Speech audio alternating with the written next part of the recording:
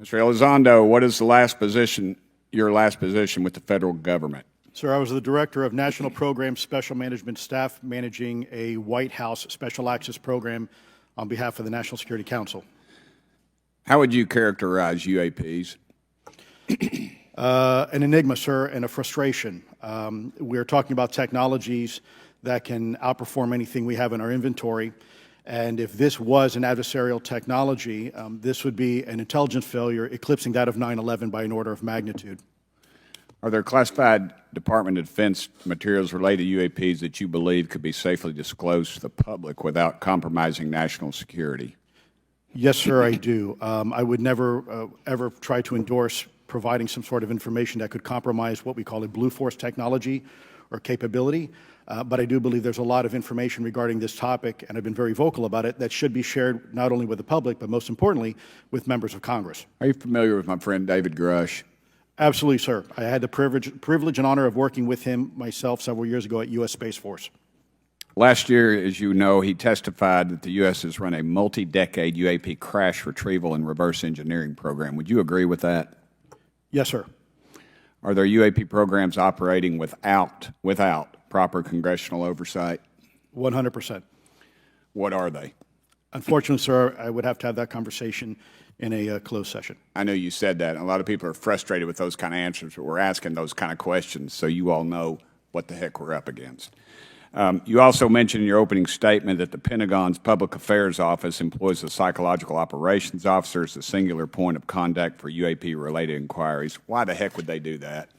Sir, that's a great question. I would ask the Pentagon. There's a long history here of that individual providing misleading and false information to the public through various news outlets and media outlets in order to discredit this topic. I've personally been victim to it. We have the documentation to substantiate where this information has been absolutely inaccurate, that has been provided time and time again, and it turns out that that individual was also working with former leadership of Aero at the time as well. And we punish them by giving them multi-million dollars more than they ask for every year. Admiral Gallaudet, you mentioned in your opening statement on an email you received from the operations officer of the Fleet Forces Command regarding unknown objects almost colliding with U.S. military planes. Did anyone respond with knowledge of what the objects were? I received no response, sir. Did the exercise get canceled? The exercise did not get canceled. Why do you think the commander of Fleet Forces operations officer never discussed the incident again? Sir, I'm speculating because I didn't have an exchange with him, but I believed it to be part of a special access program, the information and the video, which we have known now it was, and he realized he couldn't share that openly with the recipients of the email, and therefore the email was pulled from everybody's account. Again, tell us what happened to the email from the commander of Fleet Forces. The day after I received it, and all the other recipients received it, which were all the subordinate commanders of U.S. Fleet Forces, so 1- and 2-star admirals, including strike group commanders, the email was wiped or deleted from our accounts, okay, and then no one talked about it. All right. Have you specifically had any experience with submersible objects?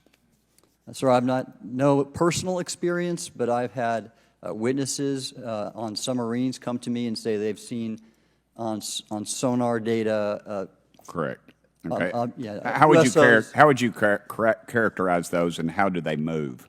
The one instance that was revealed to me was in the 80s on a nuclear-powered submarine, a ballistic missile submarine, that the object exhibited the characteristics of a Russian torpedo in terms of its speed of movement and closing rate with the submarine, and then it slowed and followed the submarine slowly in its wake for a period of minutes, and then rapidly exited the scene. And nothing that we know of, and technology-wise, could replicate that. And the speed of these objects was faster than anything that we have or anybody else has that would be manned. Is that correct? It was on the order Underwater. of a torpedo. So yes, sir. Yes, sir. But as it exited, well, I don't exactly know how fast a torpedo is, but I expect it does better than my old outboard Scott Atwater. So I'll take that as a yes. Yes, okay. Have you experienced any experience with the All-Domain Anomaly Resolution Office, ARROW? Yes, Congressman. As I mentioned previously, I have met with them. Okay. You heard Mr. Elizondo describe psychological operations for those contacting the Department of Defense about UAPs. You mentioned a similar influence operation by Aero. Why are federal agencies invested in running information operations about UAPs if they do not exist? Yes, sir. But I'll make a statement on Aero's behalf. They have new leadership. The office has reached out to me to meet again, and I take that as a good faith effort, and we'll see where that goes. Thank you, Chair Lady. I've run over.